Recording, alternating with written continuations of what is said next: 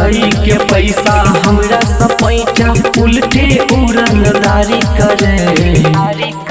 भौजी हमरा ला बहिन तोहर कह के संबारी करे। भौजी हमरा ला बहिन तोहर कह के संबारी करे।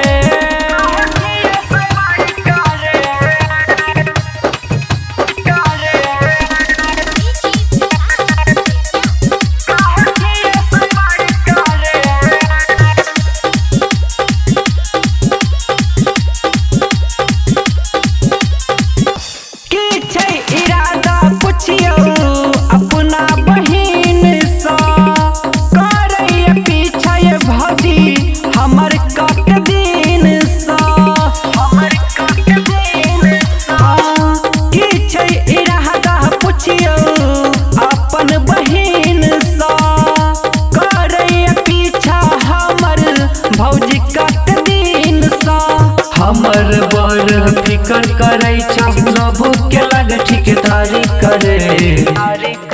भौजी हमरा ला बहिन तोहर कह के संबारी करे।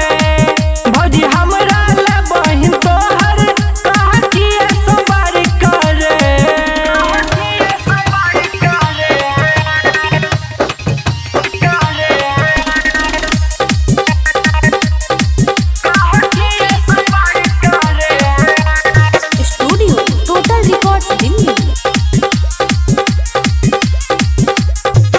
करे खूब पूजा पाठ बाबा भोलेनाथ के पूछेला पटाम हसाका काट लै हाथ के।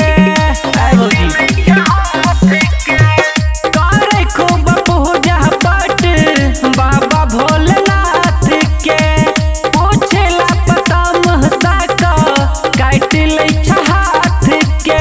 मुकेश राज शादी रचावल रज ओ जल